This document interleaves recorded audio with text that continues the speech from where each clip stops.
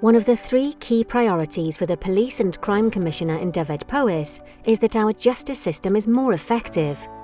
We are committed to working with partners, communities and victims to improve confidence in their criminal justice system. Why is this important?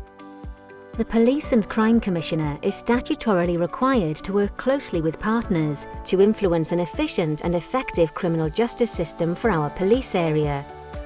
Better and swifter criminal investigations will lead to more successful criminal justice outcomes, particularly relating to violence against women and girls. How? Reductions in the backlogs in the criminal justice system. Independent scrutiny to address disproportionality. Innovation to improve victims' experiences. Reduction in the number of first-time offenders. Less female offenders receiving custodial sentences. Reduction in reoffending, and a restorative approach being routinely offered in addition to any formal outcome to victims.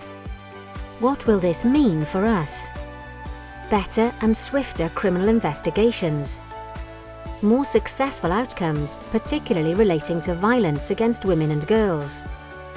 Children's vulnerability is recognised, whether they are victims or perpetrators. Reduced reoffending through targeted intervention and prevention.